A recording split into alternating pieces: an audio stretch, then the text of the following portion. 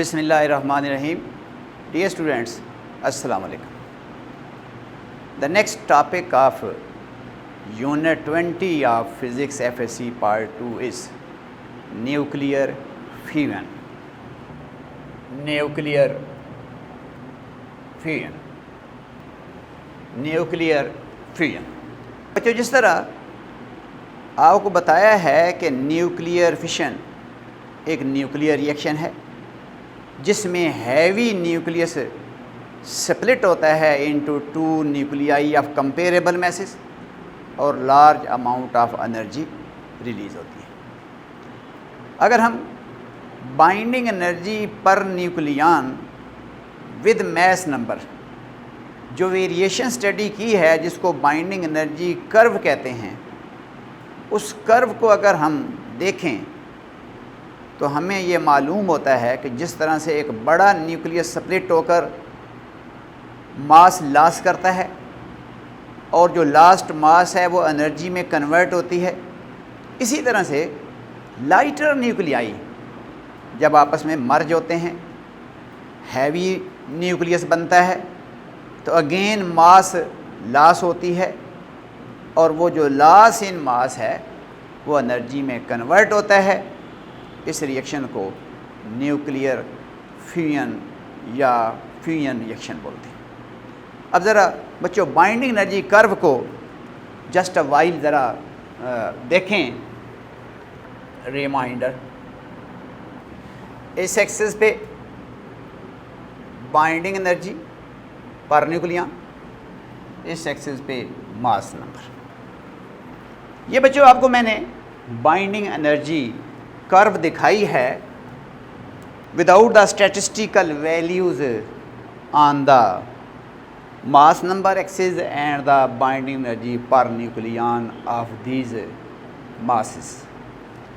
नज़र आ रहा है कि जो लाइटर न्यूक्लियाई हैं उनकी बाइंडिंग एनर्जी पर न्यूक्लियन कम है और जैसे जैसे मास नंबर बढ़ता जा रहा है बाइंडिंग एनर्जी पर न्यूक्लियन बढ़ती जा रही है। फिर एक पर्टिकुलर मास नंबर के करस्पॉन्ड बाइंडिंग एनर्जी पर न्यूक्लियन की वैल्यू ग्रेटेस्ट है, मैक्सिमम है, और फिर उसके बाद बाइंडिंग एनर्जी पर न्यूक्लियन मास नंबर के साथ आहिस्ता आहिस्ता डिक्रीज़ करती जा रही है।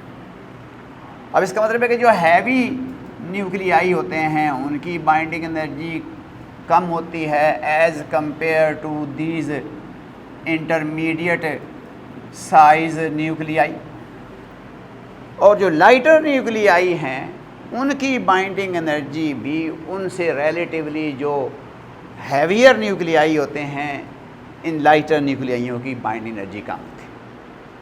अब इसका मतलब है कि जिस वक्त हम ये वाला न्यूक्लियस स्प्लिट करते हैं into two nuclei of comparable masses, some mass is lost, energy is release, this is the nuclear fission. And here when lighter nuclei merge together to form a bit heavier nucleus, again some mass is lost and this mass is converted into energy.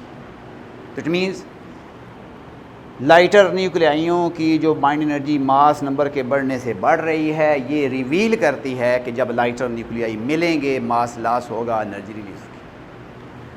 और heavy mass number के साथ binding energy का ये जो decline है ये reveal करता है कि जब कोई बड़ा न्यूक्लियस स्प्लिट होगा into two nuclei of comparable masses, energy release होगी। नो न्यूक्लियर फ्यूजन जैसा कि बच्चों बताया है कि ये न्यूक्लियर रिएक्शन है जिसमें दो या दो से ज़्यादा लाइटर न्यूक्लियाई मर्ज होते हैं, हैवियर न्यूक्लियस बनता है। इस रिएक्शन को न्यूक्लियर फ्यूजन कहते हैं। इस रिएक्शन के अंदर large amount of energy release होती है। वो कहाँ से आती है? मैंने बताया है कि हैवियर न्यूक्लियस की मास कम होगी उन लाइटर न्यूक्लियाइयों की कंबाइंड मैसेज से, तो जो लॉस इन मास है वो एनर्जी में कन्वर्ट होगा। सो न्यूक्लियर फ्यूजन को डिफ़ाइन करते हैं। Definition: a nuclear reaction in which two or more lighter nuclei merge together to form a heavier nucleus. A heavy nucleus is called nuclear. Again, a nuclear reaction in which two or more lighter nuclei merge together to form heavy nucleus is called nuclear fusion या fusion reaction. A large amount of energy is released during this nuclear reaction, because when lighter nuclei combine, then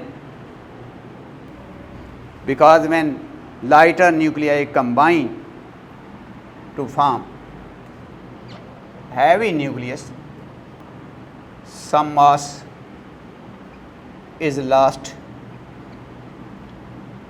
which is converted into energy according to Einstein's energy mass relation. So once again बच्चों, मैंने बताया कि nuclear fusion nuclear reaction होता है, nucleus की change को कहते हैं, और इस रिएक्शन में बच्चों लाइटर न्यूक्लियाई आपस में जुड़ते हैं, मिलते हैं, मर्ज करते हैं, बड़ा न्यूक्लियस बनता है। इस अमल को न्यूक्लियर फ्यूजन कहते हैं। लेकिन large amount of energy release होती है इस रिएक्शन में। उसकी रीज़न क्या है कि जब लाइटर न्यूक्लियाई मिलेंगे, हैवियर न्यूक्लियस बनेगा, कुछ मास लॉस होगा, और वो जो लॉस है मास का वो according to Einstein energy mass relation वो मैस एनर्जी में कन्वर्ट होगा, मीन एनर्जी इस रिएक्शन में रिलीज़ होगी। अब बच्चों, क्या न्यूक्लियर फ्यूजन स्टार्ट करना इतना इजी है जितना कि हम इसको इजी वे में डिफ़ाइन कर रहे हैं? It is very difficult to start nuclear fusion. आपको पता होना चाहिए बच्चों कि जो न्यूक्लियाई होते हैं वो पॉजिटिवली चार्ज होते हैं। अब अगर इन न्यूक्लियाइयों को हमने मर्ज करना है तो फिर large amount of energy required है to overcome the electrostatic repulsion between them. ये एक दूसरे को रिपेल कर रहे हैं, ये एक दूसरे के करीब नहीं आना चाहते, मर्ज नहीं होना चाहते। तो अगर हम इनको मर्ज करना चाहते हैं तो large amount of energy is required to brought them to closer to each other to such a large extent कि they come in to the range of nuclear forces. अब बच्चों, मैंने आपको बताया है कि जब न्यूक्लियानों के बीच में डिस्टेंस वेरी शॉर्ट होता है, of the order of fermi होता है, तो फिर न्यूक्लियान मीन प्रोटॉन और न्यूट्रॉन एक दूसरे को अट्रैक्ट करते हैं by very strong forces which are known as nuclear force. लेकिन जब न्यूक्लियानों के दरमियान डिस्टेंस बढ़ता है तो न्यूक्लियर फोर्सेस डिसअपीयर हो जाती हैं, लेकिन coulomb repulsive forces, long range forces हैं, वो इफेक्टिव रहती हैं। तो इसलिए दो न्यूक्लियाई अगर ग्रेटर डिस्टेंस पे हैं तो वो तो रिपेल कर रहे हैं, उनको एक दूसरे के करीब लाना है। तो in the beginning large amount of energy required है, उनको इतना करीब लाना है कि वो एक दूसरे की न्यूक्लियर अट्रैक्टिव फोर्सेस की रेंज में आ जाएं, और फिर बजाय एक दूसरे को रिपेल करने के वो एक दूसरे को अट्रैक्ट करें। Large amount of energy required, इसका मतलब है लाइटर न्यूक्लियाइयों को मर्ज करना और एक हैवी न्यूक्लियस बनाना ये इतना आसान नहीं है, इसके लिए large amount of energy required है। अब इस रिएक्शन को करने के दो तरीके हैं। अब वो दो तरीके कौन से हैं वो नेक्स्ट देखते हैं। पहले ये देख लें कि इस रिएक्शन में डिफ़िकल्टी क्या है। So it is very difficult to start fusion reaction because a large amount of energy is required to overcome the electrostatic repulsion between the positively charge न्यूक्लियाई। अब न्यूक्लियाइयों को मर्ज करना इतना आसान नहीं है। It is very difficult to start fusion reaction. Reason बताइए। बहुत ज़्यादा एनर्जी रिक्वायर्ड होती है दो पॉजिटिवली चार्ज न्यूक्लियाइयों के दरमियान जो इलेक्ट्रोस्टैटिक रिपल्शन है उसको ओवरकम आने के लिए, and to brought closer them to such to brought them to such a closer extent that they come into the range of nuclear attractive force। अब मैंने आपको बच्चों बताया कि लाइटर न्यूक्लियाई आपस में मिलते हैं, बड़ा न्यूक्लियस बनता है, कुछ मास लॉस होती है जो एनर्जी में कन्वर्ट होती है। रिएक्शन को न्यूक्लियर फ्यूजन कहते हैं and it is very difficult to start nuclear fusion या fusion reaction because large amount of energy is initially required to overcome the electrostatic repulsion between the positively charged nuclei and to brought them to such a closer extent that they come into the range of nuclear attractive force. There are two methods to start fusion reaction. हम कह रहे हैं कि ये सब कुछ करने के लिए जो कि बहुत एक डिफ़िकल्ट प्रोसेस है, हमारे पास फिर भी दो मेथड हैं जिनसे हम न्यूक्लियर फ्यूजन कर सकते हैं। अब वो दो मेथड क्या हैं? पहला मेथड तो कन्वेंशनल जो न्यूक्लियर रिएक्शन करने का मेथड होता है जिसको हम प्रोजेक्टाइल टारगेट मेथड कहते हैं, और दूसरा thermo nuclear fusion.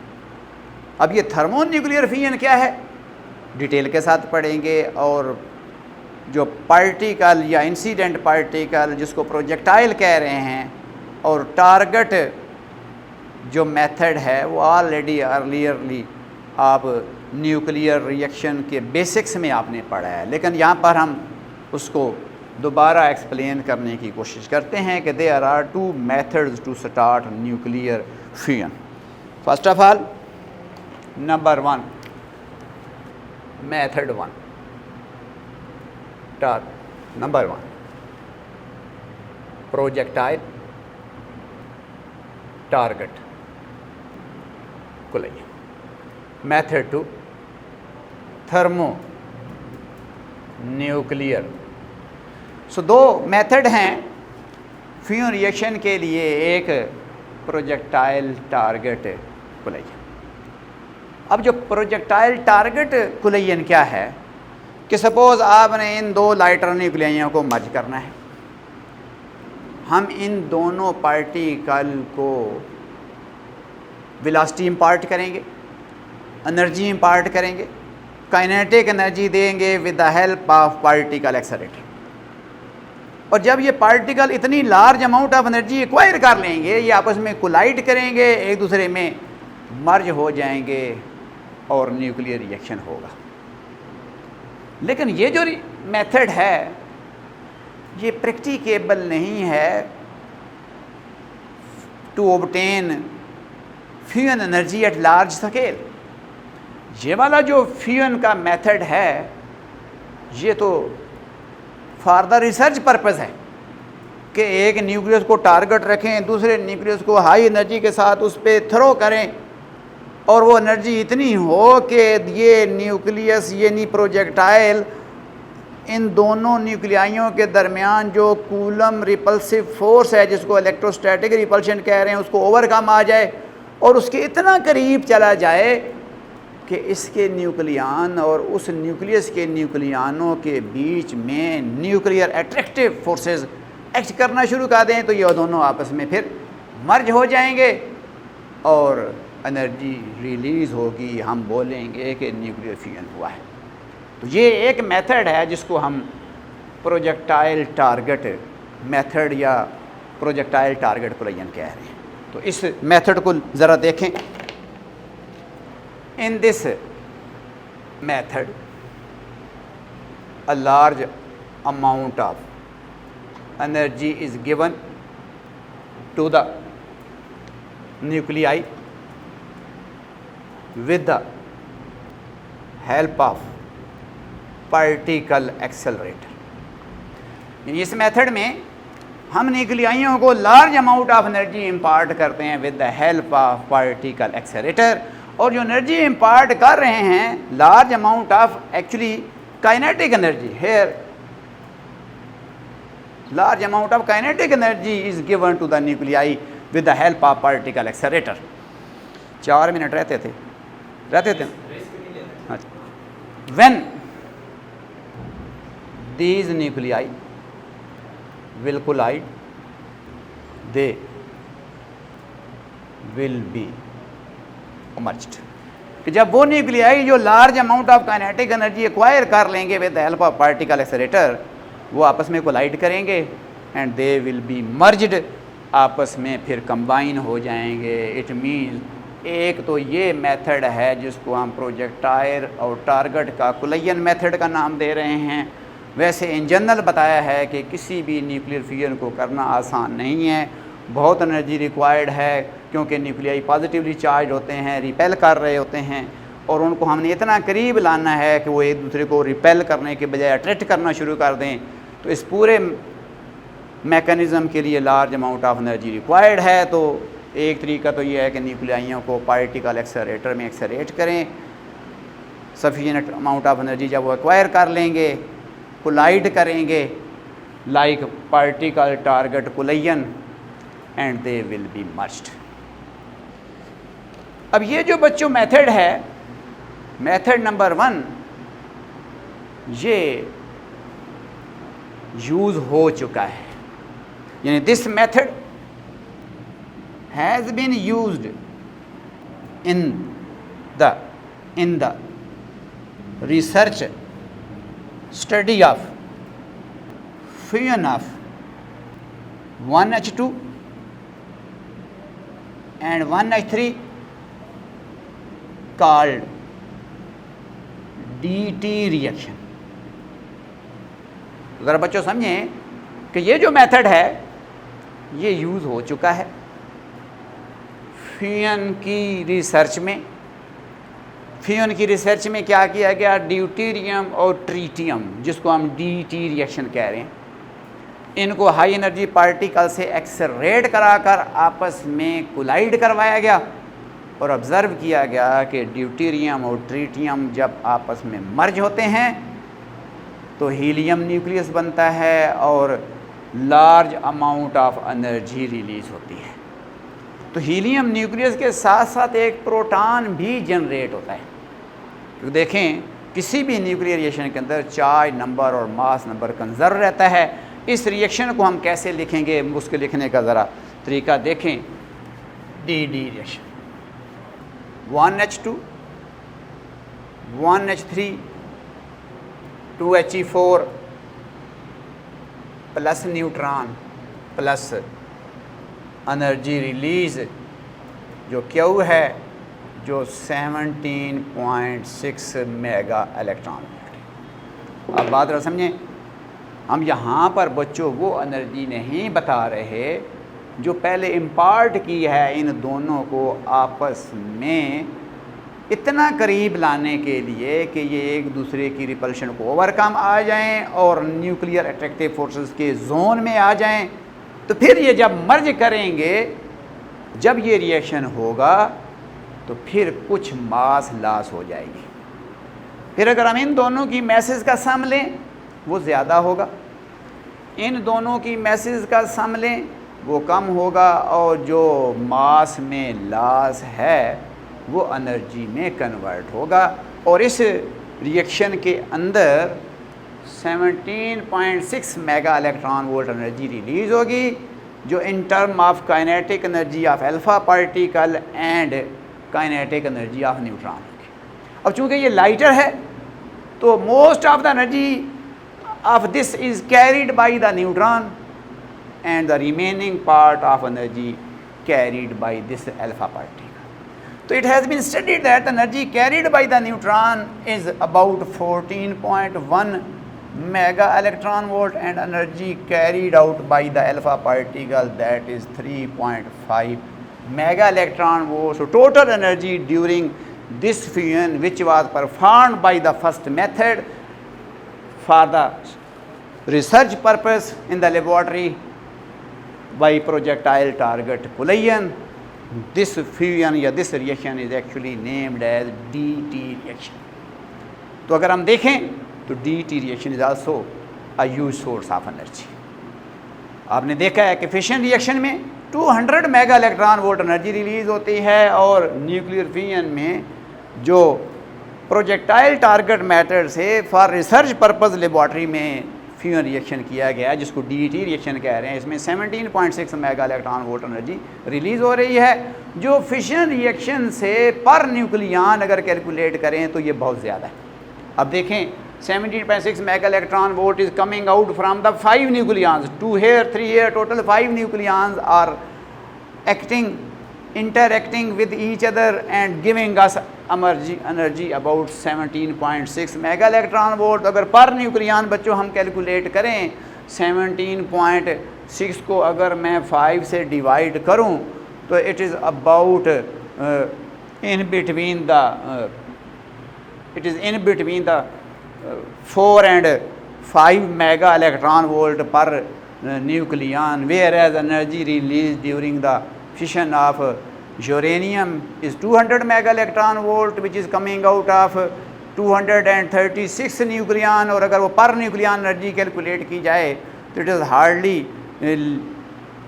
Near about 1 mega electron volt, या वो 1 मेगा इलेक्ट्रॉन वोल्ट से भी लिटिल लेस होती है। तो इसका मतलब है कि जो न्यूक्लियर फ्यूजन है that gives us a large amount of energy which is much larger, which is about 5 to 7 times larger than the energy emitted in the nuclear fission.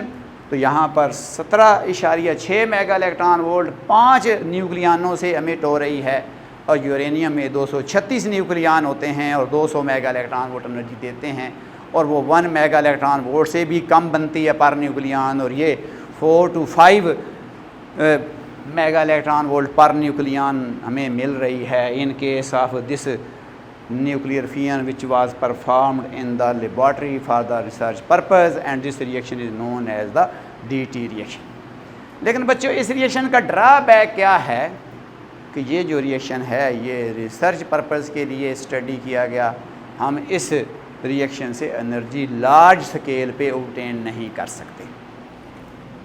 This method is not useful to obtain nuclear fusion energy at large scale। अब ये जो method है ये सिर्फ fusion reaction को laboratory में perform करने के लिए, रिसर्च करने के लिए, रिएक्शन को अंडरस्टैंड करने के लिए तो हम फॉलो कर सकते हैं, लेकिन this method is not applicable to obtain nuclear energy at large scale. Large scale mean to obtain nuclear energy for the peaceful purpose and the benefits of the mankind. No, there is another technique by which fusion of lighter nuclei into heavy nucleus, वो हम study कर सकते हैं। The second method is thermo nuclear fusion. Thermo nuclear fusion. अब बच्चों इस method का principal क्या है? हम जानते हैं कि एटमों की जो काइनेटिक एनर्जीज़ हैं वो इंक्रीज़ करती हैं with the rise of temperature. कि एक एटम है, लो टेम्परेचर पे है तो इसकी काइनेटिक एनर्जी भी कम है, और अगर एटम का टेम्परेचर बढ़ाएं तो उसकी काइनेटिक एनर्जी भी ज़्यादा है। अब इसका मतलब है कि अगर हमारे पास बहुत सारे एटम्स हो और हम उनका टेम्परेचर इतना ज़्यादा बढ़ा दें कि वो आपस में फ्रीक्वेंट कोलिजन करें और एक दूसरे के अंदर मर्ज हो जाएं, मीन न्यूक्लियर फ्यूजन हो जाए और एनर्जी ऑब्टेन हो, इस फ्यूजन को हम थर्मो न्यूक्लियर फ्यूजन का बच्चों नाम देते हैं। तो थर्मो न्यूक्लियर फ्यूजन का मतलब फिर समझ लें क्या है कि अगर एक सब्सटेंस के एटमों को हम हाई टेम्परेचर तक हीट करें, about 10 million Celsius degree centigrade तक हीट करें, तो एटम इतनी large amount of kinetic energy acquire कर लेंगे कि वो आपस में जब कोलाइड करेंगे तो मे बी वो एक दूसरे में मर्ज हो जाएं और लाइटर न्यूक्लियाइयों से मिलकर बड़े न्यूक्लियाई बने और एनर्जी रिलीज़ हो। इस रिएक्शन को हम फिर थर्मो न्यूक्लियर फ्यूजन रिएक्शन का नाम देते हैं। इसका जो बेसिक प्रिंसिपल है कि ये जो मेथड है ये किस प्रिंसिपल पे बेस किया गया है कि एटम की जो थर्मल एनर्जी है या काइनेटिक एनर्जी है टेम्परेचर के बढ़ने के साथ बढ़ती है। This method is based on the principal that speed of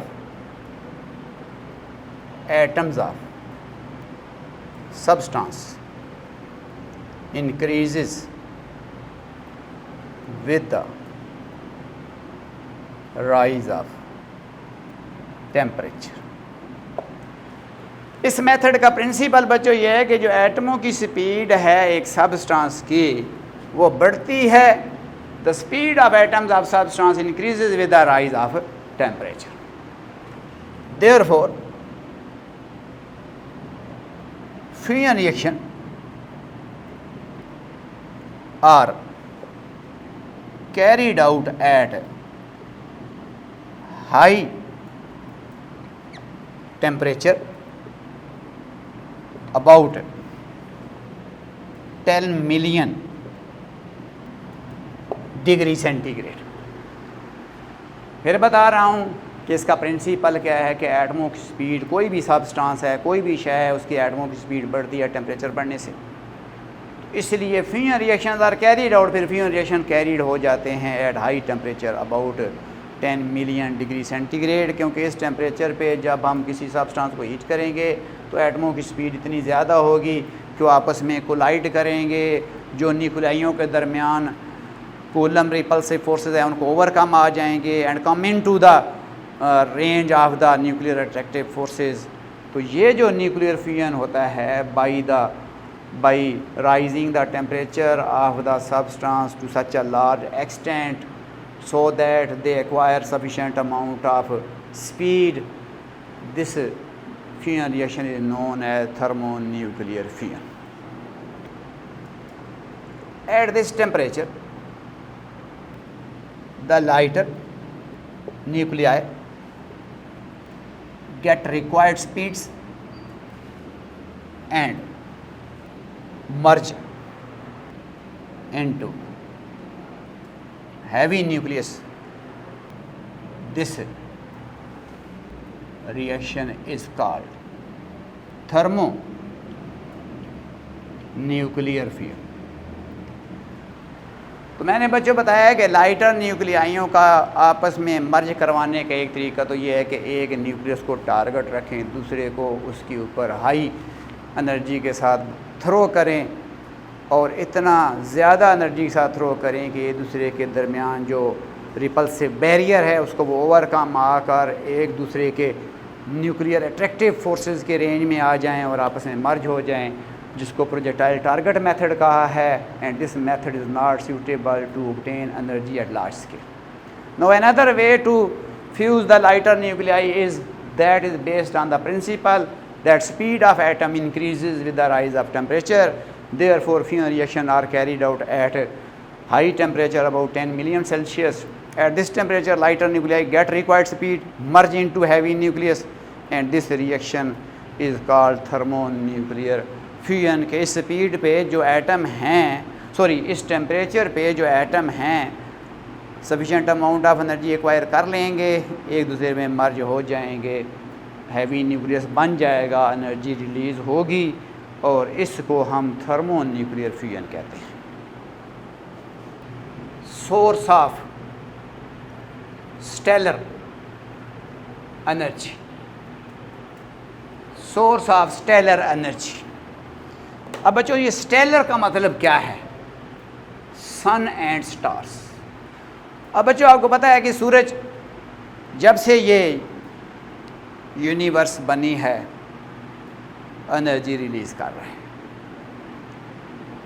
और एक्सपेक्ट किया जा रहा है कि जितने साल इस सोलर सिस्टम को बने हुए हैं इतने साल अभी मज़ीद अगर सूरज इसी रेट के साथ एनर्जी देता रहे तो नो डाउट के एनर्जी हम ऑब्टेन करते रहेंगे। अब जो सूरज से और जो इसके अलावा सूरज की तरह बाकी और जो हॉट स्टार्स हैं उनसे जो एनर्जी एमिट हो रही है उनका सोर्स थर्मोन्यूक्लियर फ्यूजन रिएक्शन। अब इन स्टार के ऊपर अंडर स्टेलर कंडीशंस, और वो स्टेलर कंडीशन आपको बताई है कि हाई टेम्परेचर्स।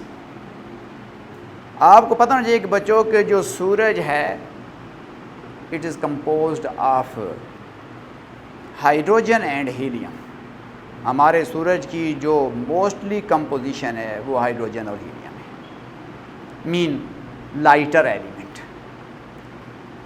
अब सूरज के ऊपर ये लाइटर न्यूक्लियाई आपस में under these extraordinary conditions merge होते हैं और large amount of energy release होती है।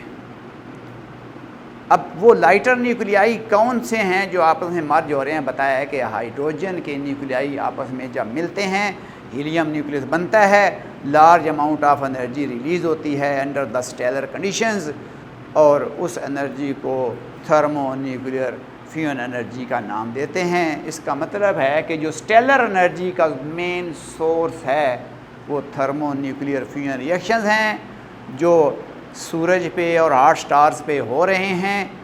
और साइंसदानों ने दो तरह के थर्मोन्यूक्लियर फ्यूजन रिएक्शंस बयान किए हैं जिनकी वजह से सूरज से हमें लार्ज स्केल पे एनर्जी ऑब्टेन हो रही है। So the source of stellar energy of sun and stars are the thermonuclear fusion of the source of stellar energy is the thermonuclear fusion of 4 hydrogen nuclei into helium nucleus. The source of stellar energy is the thermonuclear fusion of 4 hydrogen nuclei into helium nucleus. This can take place in stellar condition in 2 set of nuclear reactions.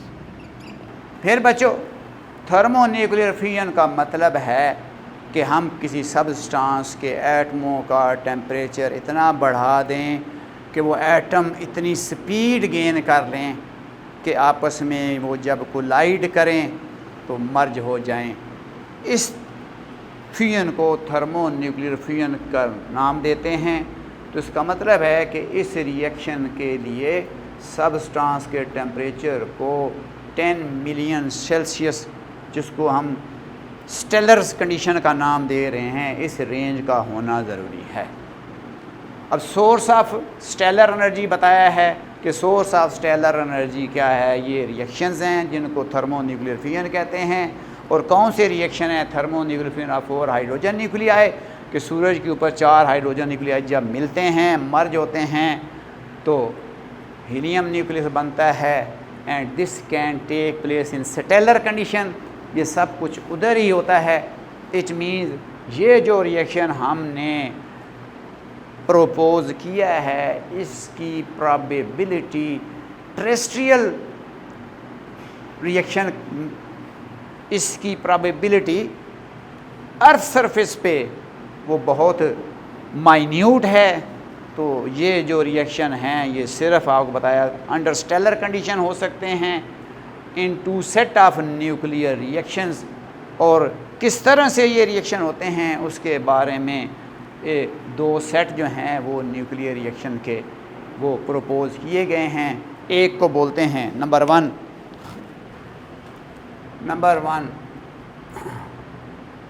Proton cycle, carbon cycle. अब proton cycle और carbon cycle दोनों में हो क्या रहा है, 4 hydrogen nuclei मर्ज होकर helium का न्यूक्लियस बनाते हैं, लेकिन different series of reactions follow करते हैं। एक सीरीज़ ऑफ रिएक्शन को प्रोटॉन साइकिल का नाम दिया गया है, दूसरे सीरीज़ ऑफ रिएक्शन को कार्बन साइकिल का नाम दिया गया है। ये जो कार्बन साइकिल है ये हायर टेम्परेचर पे प्रोसीड करता है relative to the proton cycle. अब अगर हम यूँ बोलें कि जो सूरज का सरफेस टेम्परेचर है, यानी जो आउटर सरफेस का टेम्परेचर है, वो अबाउट 6000 केल्विन के आर्डर का है। ये तकरीबन 6000 केल्विन टेम्परेचर है सूरज की आउटर सरफेस का। और जो टेम्परेचर कोर का है वो तो 10 मिलियन सेल्सियस के रेंज का टेम्परेचर है। तो उसका मतलब जो सूरज की कोर है उसमें टेम्परेचर बहुत ज़्यादा है, सरफेस पे टेम्परेचर अ लिटल बिट कम है। तो प्रोटॉन साइकिल आउटर सरफेस पे प्रोसीड करते हैं और carbon cycle into the core of the sun जो हैं वो प्रोसीड करते हैं। या ऐसे स्टार जिनका टेम्परेचर सन से भी ज़्यादा है, वहाँ पर कार्बन साइकिल जो है वो प्रोपोज किया गया है as a source of stellar energy. और जो रिलेटिवली लो टेम्परेचर वाले स्टार्स हैं या जो सूरज का आउटर सरफेस है, वहाँ पर प्रोटॉन साइकिल प्रोपोज किया गया है as a source of thermo nuclear fusion energy. तो अब देखते हैं बच्चों ये प्रोटॉन साइकिल का नेट क्या इफेक्ट है। नेट इफेक्ट यही है कि 4 प्रोटॉन मिलते हैं, हीलियम का न्यूक्लियस बनता है, लेकिन थ्रू डिफरेंट स्कीमेटिक रिएक्शंस। अब पहले देखते हैं कि प्रोटॉन साइकिल किस तरह से प्रोसीड करता है। First of all proton. अब बच्चों समझें कि ये एक हॉट स्टार है, या समझ लें कि बच्चों ये हमारे पास सन है। Stellar conditions are assumed to be existing here within the sun. It means thermonuclear fusion reactions of 4 hydrogen nuclei into helium nucleus can proceed here. First of all, what is meant by proton cycle. अब जैसा कि बच्चों बताया है कि जो सूरज है उसके अंदर मोस्टली हाइड्रोजन और हीलियम, और जब 2 प्रोटियम आपस में इंटरएक्ट करते हैं तो ड्यूटेरियम बनता है। यानी यहाँ पर ये रिएक्शन हुआ सूरज के अंदर 1H1 it becomes 1H2 plus 1 positron and here a neutrino. सूरज के अंदर किसी जगह पे ये रिएक्शन हुआ और ये 1H2 बना। अब सूर्य के अंदर और भी प्रोटियम है, एक और प्रोटियम इस 1H2 के साथ इंटरेक्ट करेगा, 1H1 1H2, it is converted into 2He3 plus gamma rays. इस तरह का रिएक्शन एक और। अब इस तरह के और इस तरह के billion of reaction within the core of sun हो रहे हैं। तो जिस तरह से वन प्रोटियम आपस में मर्ज हुए, वन ड्यूटेरियम बना, पॉजिट्रॉन एमिट हुआ, साथ न्यूट्रिनो। अब इसी तरह से अब ये जो ड्यूटेरियम बना है इन दो प्रोटॉनों की इंटरेक्शन से, इसने एक और प्रोटॉन से इंटरेक्ट किया तो it becomes 2He3 along with the emission of gamma rays. तो इसी तरह के रिएक्शन और भी इस कोर के अंदर हो रहे हैं। इधर भी कहीं इसी तरह का रिएक्शन हुआ, 1H1 it becomes 1H2, 1 positron and neutrino. और फिर इस ड्यूटेरियम ने एक प्रोटियम के साथ इंटरैक्ट किया और 2He3 बना along with the emission of gamma rays. अब इधर ये दो रिएक्शन से ये प्रोड्यूस हुआ, इधर दो रिएक्शनों से ये प्रोड्यूस हुआ। अब ये दोनों आपस में 2He3 अंडर स्टेलर कंडीशन आपस में मर्ज हुए तो 2He4 और फिर इसमें से दो प्रोटॉन भी साथ अमिट हुए। अब अगर इन तमाम रिएक्शंस को कंबाइंड किया जाए, ओवरऑल देखा जाए तो इंटरएक्टिंग साइड्स पे देखें 1 2 3 4 5 और 6 प्रोटॉन इन्वॉल्व हुए हैं। अब ये जो 1H2 है ये तो इन्हीं दोनों प्रोटॉनों के, इन दो प्रोटॉनों के मिलने से बना था। ये दोबारा रीयूज़ हुआ और एक तीसरे प्रोटॉन ने इसमें रोल प्ले किया। इट मीन 3 प्रोटॉन इधर यूज़ हुए, 3 प्रोटियम इधर यूज़ हुए, यानी 3 हाइड्रोजन न्यूक्लियाई इधर यूज़ हुए। 1H1 2 मिले, ये बना। और ये 1H2 तो वही है जो पहले इन दोनों के मिलने से बना। अब एक और प्रोटियम के साथ इंटरएक्ट हुआ, यानी एक हाइड्रोजन के न्यूक्लियस के साथ इंटरएक्ट हुआ तो 2He3 बना। अब इसका मतलब है इस वक्त तक 6 हाइड्रोजन न्यूक्लियाई दो अलहदा मकाम पे 2He3 प्रोड्यूस करने में इन्वॉल्व हो चुके। अब जब ये 2He3 under the stellar condition at high temperature, जब ये sufficient amount of speed acquire किए हुए होगी ऑलरेडी इन्होंने, ये आपस में क्या करेंगे, कोलाइड करेंगे तो फिर हीलियम न्यूक्लियस बनेगा और दो प्रोटॉन साथ इधर प्रोडक्ट में हमें ऑब्टेन भी होंगे। अब जो नेट इफेक्ट है वो क्या है, 6 प्रोटॉन इन्वॉल्व हुए हैं इस साइकिल में, 2 एंड पे हमें ऑब्टेन हो गए हैं। तो उसका मतलब है नेट जो रिएक्शन है 4 हाइड्रोजन न्यूक्लियाई आपस में मर्ज हुए हैं और हीलियम का न्यूक्लियस बना है। तो the net effect of this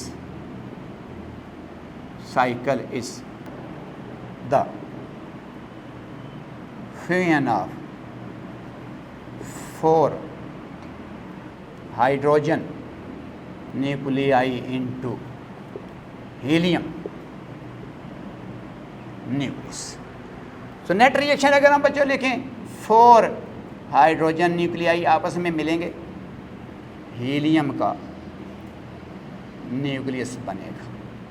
इसमें 2 पॉजिट्रॉन भी आएंगे, एक पॉजिट्रॉन ये है, एक पॉजिट्रॉन ये इधर है, ये 2 पॉजिट्रॉन आएंगे प्लस 2 एंटी न्यूट्रिनो आएंगे, सॉरी 2 न्यूट्रिनो एमिट होंगे प्लस ये गैमा रेज भी साथ एमिट होंगे। अब जो इस रिएक्शन में एनर्जी रिलीज़ हो रही है वो एक्चुअली तौर पर वो इन 4 न्यूक्लियाइयों की जो रेस्ट मैस का सम है वो ग्रेटर है इन पार्टिकल की मैसेज के सम से, और जो हमारे पास लॉस इन मास है वो एनर्जी में कन्वर्ट होता है। अगर हम वो एनर्जी कैलकुलेशन करें तो इस रिएक्शन में during this cycle about 24.7 mega electron volt energy is released. इस साइकिल में, जिसको हम प्रोटॉन साइकिल कह रहे हैं, तकरीबन 25 मेगा इलेक्ट्रॉन वोल्ट के करीब एनर्जी रिलीज़ होती है और टोटल 4 न्यूक्लियन इसमें रोल प्ले कर रहे हैं। तो more than 6 mega electron volt per nucleon energy release होती है, which is 7 time greater than the energy release during fission per nucleon, जो कि जस्ट 0.9 मेगा इलेक्ट्रॉन वोल्ट है, और यहाँ पर 6 point something mega electron volt है। इट मीन जो थर्मो न्यूक्लियर फ्यूजन है या जो फ्यूजन रिएक्शंस हैं वो 7 टाइम्स बिगर सोर्स हैं एनर्जी का as compare to the nuclear fission. The next cycle, which is the source of stellar energy, is the carbon cycle. Carbon cycle. So this is the students carbon cycle. इसको carbon cycle भी कहते हैं, carbon nitrogen cycle भी कहते हैं। सिस carbon 12 एक stable isotope है carbon का, interact with hydrogen nucleus 1H1, it becomes 7 nitrogen 13, which is radioactive isotope of nitrogen, emits positive beta particle. और जब भी आप बच्चों पढ़ कर आए हैं, जब कोई nucleus positive beta particle emit करता है तो चार्ज नंबर 1 कम हो जाता है, मास नंबर पे फ़र्क नहीं पड़ता, और साथ न्यूट्रिनो एमिट होता है। अब 6 कार्बन 13 के साथ फिर एक हाइड्रोजन न्यूक्लियाई इंटरैक्ट करेगा, इट बिकम 7 नाइट्रोजन 14, और ये एक्साइटेड स्टेट में होगा। जब ग्राउंड स्टेट में आएगा गैमा रेज एमिट करेगा। अब ये नाइट्रोजन का स्टेबल आइसोटोप है, इसके साथ फिर एक हाइड्रोजन का न्यूक्लियस इंटरैक्ट करेगा अंडर स्टेलर कंडीशंस, तो ऑक्सीजन का आइसोटोप बनेगा, जो अगेन एक पॉजिटिव बीटा डीके एमिट करने वाला एक ऑक्सीजन का आइसोटोप है। ऑक्सीजन O15 है ये, और जब ये पॉजिटिव बीटा पार्टिकल एमिट करेगा चार्ज नंबर कम हो जाएगा, 1 यूनिट 7 नाइट्रोजन 15, और फिर ये एक पॉजिट्रॉन या positive beta particle along with the neutrino, और ये 7 नाइट्रोजन 15 जब एक और हाइड्रोजन के न्यूक्लियस के साथ इंटरैक्ट करेगा तो कार्बन का वही दोबारा स्टेबल न्यूक्लियस हमें एट द एंड प्रोडक्ट में मिल जाएगा, जिससे इंटरेक्शन स्टार्ट हुई थी, और हीलियम का न्यूक्लियस बनेगा। अब इस साइकिल को अगर आप नेट वॉच करें, इसका जो नेट इफेक्ट है, the net effect of carbon cycle is 4 hydrogen nuclei, helium nucleus बन रहा है, फिर उसी तरह से helium nucleus 2He4 plus 2 positron हैं, प्लस 2 न्यूट्रिनो हैं, प्लस गैमा रेज हैं। तो उसी तरह से इनकी अगर रेस्ट मैस निकाली जाए चारों की तो वो ज़्यादा आएगी, इनकी रेस्ट मैस से तो जो लॉस इन मास है वो एनर्जी में कन्वर्ट होगा। तो इस फ्यूजन में भी about 24.7 mega electron volt energy emit होती है। अब हुआ प्रोटॉन साइकिल में भी यही है कि 4 प्रोटॉन मिले हैं, हीलियम न्यूक्लियस बना है, और 24.7 mega electron volt energy release हुई है। कार्बन साइकिल में भी यही हुआ है, 4 प्रोटॉन आपस में मिले हैं, हीलियम न्यूक्लियस बना है, 2 पॉजिटिव बीटा पार्टिकल जिनको पॉजिट्रॉन कह रहे हैं वो प्रोड्यूस हुए हैं, 2 न्यूट्रिनोज हैं, और गैमा रे एनर्जी जो है वो एमिट हुई। तो टोटल एनर्जी कैलकुलेट करें तो it is 24.7 mega electron volt. In this reaction carbon plays the catalytic role. जिस तरह से बच्चों केमिकल रिएक्शन में हम कैटालिस्ट यूज़ करते हैं, जो रिएक्शन में यूज़ नहीं होता बल्कि रिएक्शन को प्रोसीड करता है, रिएक्शन को स्पीड अप करता है, रिएक्शन की कंडीशंस को फेवरेबल बनाता है। इसी तरह से यहाँ पर 4 हाइड्रोजन न्यूक्लियाई आपस में मर्ज होकर हीलियम न्यूक्लियस बना है और कार्बन ने कैटालिटिक रोल प्ले किया है। एंड पे जाकर वही कार्बन का न्यूक्लियस हमें ऑब्टेन हुआ है after the completion of this cycle. So this cycle is known as carbon cycle.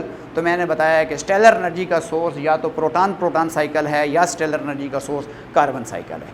Carbon cycle मैंने बताए हैं कि साइंटिस्ट प्रोपोज करते हैं हाई टेम्परेचर पे प्रोसीड करते हैं, proton proton cycle little less temperature पे प्रोसीड करते हैं। हमारा जो सूरज है उसके ऊपर दोनों तरह के साइकिल प्रोसीड कर रहे हैं, या जो सूरज से ज़्यादा हॉट स्टार हैं वहाँ पर most probably carbon cycle proceed करता है, और जो सूरज से लेस हॉट स्टार्स हैं वहाँ पर most probably proton proton cycle proceed करते हैं। लेकिन सूरज के बारे में ये प्रोपोज किया गया कि आउटर सरफेस का टेम्परेचर चूँकि रिलेटिवली लेस है as compare to the core temperature of sun, तो within the core carbon cycle operate करता है और सूरज एनर्जी इमिट करता है, और at the outer surface proton proton cycle proceed करता है, एनर्जी एमिट होती है। लेकिन amount of energy obtained either by the proton proton cycle or the carbon cycle is the same one, and it is 24.7 mega electron volt, and the reaction is also same one in proton proton cycle. In carbon cycle 4 hydrogen nuclei merge together to form the helium nucleus along with the release of the tremendous amount of energy which is 24.7 mega electron volt, and it is about 6.2 mega electron volt per nucleon, which is 7 times more than the energy released during nuclear fission per nucleon.